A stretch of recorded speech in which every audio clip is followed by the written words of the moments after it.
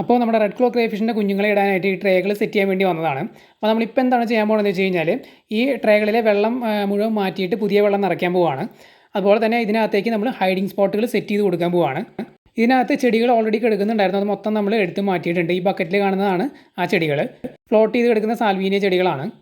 ഇത് നമ്മുടെ ട്രേകളിലെ കൂലി ലോച്ചുകൾ കിടന്ന സമയത്ത് അവർക്ക് ഷെയ്ഡായിട്ട് ഇട്ട് കൊടുത്തിരുന്നതാണ്. ഇനി ഇത് നമ്മൾ അധികം ഇടുന്നില്ല, കാരണം ഇപ്പോൾ മഴക്കാലം ആയതുകൊണ്ട് ഇപ്പോൾ നമ്മളിത് ഇട്ട് കഴിഞ്ഞ് കഴിഞ്ഞാൽ വെള്ളത്തിൻ്റെ മുകളിൽ കവറേജ് വന്നു കഴിഞ്ഞാൽ വെള്ളത്തിൽ പ്രോബ്ലം വരാൻ സാധ്യതയുണ്ട്. ക്രേഫിഷിൻ്റെ കുഞ്ഞുങ്ങളൊക്കെ ആയതുകൊണ്ട് ചിലപ്പോൾ എന്തെങ്കിലും ഇൻഫെക്ഷൻ വരും. അപ്പോൾ ഈ കാണുന്ന മൂന്നാമത്തെ ക്രേറ്റിലാണ് നമ്മുടെ ഫീമെയിൽ റെഡ് ക്ലോ ക്രേഫിഷ് കിടക്കുന്നത്. കുറേ കുഞ്ഞുങ്ങളൊക്കെ പുറത്തേക്ക് ഇറങ്ങിയിട്ടുണ്ട്. പക്ഷേ ഞാനിന്ന് നോക്കിയിരുന്നു, എല്ലാ കുഞ്ഞുങ്ങളൊന്നും അതിൻ്റെ വാലിൻ്റെ അടിഭാഗത്ത് നിന്ന് പുറത്തേക്ക് ഇറങ്ങിയിട്ടില്ല. എനിക്ക് തോന്നുന്നു ഒരാഴ്ച സമയമൊക്കെ എടുക്കാൻ സാധ്യതയുണ്ട്. അപ്പോൾ ഈ വരുന്ന വെള്ളിയാഴ്ച ഒക്കെ നമ്മൾ വാട്ടർ ചേഞ്ച് ചെയ്യാനായിട്ട് പോകുന്നുണ്ട്. ആ സമയത്ത് കിട്ടാവുന്ന കുഞ്ഞുങ്ങളൊക്കെ പിടിച്ച് നേരത്തെ കാണിച്ച ആ ട്രേകളിലേക്ക് സെപ്പറേറ്റ് ആയിട്ട് മാറ്റിയിടാനാണ് പ്ലാൻ ചെയ്യുന്നത്. ചില സാഹചര്യങ്ങളിൽ ഫീമെയിൽ റെഡ് ക്ലോ ക്രേഫിഷ് ഈ കുഞ്ഞുങ്ങളെ തിന്നാൻ സാധ്യതയുണ്ട്. സ്ട്രെസ് വരികയാണെങ്കിൽ മാത്രമാണ്.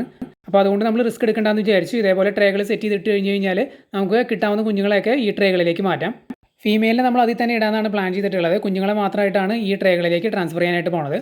ഈ 4 ട്രേകൾ മതിയാവുമെന്ന് വിചാരിക്കുന്നു. കൂടുതൽ വേണ്ടി വരികയാണെന്നുണ്ടെങ്കിൽ നമ്മൾ ഇൻഡോർ 2 എക്സ്ട്രാ ട്രേകളും കൂടി ഇരിക്കുന്നുണ്ട്, അത് യൂസ് ചെയ്യും.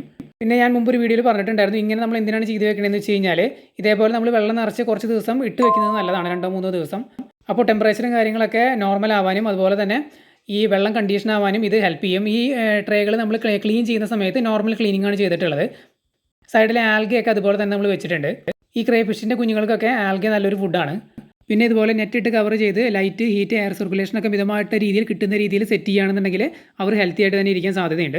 ലൈറ്റ് കൺട്രോൾ ചെയ്യാനായിട്ട് വേണമെങ്കിൽ കുറച്ച് ചെടികൾ, ഫ്ലോട്ടിംഗ് ചെടികൾ ഇട്ട് കൊടുക്കാം.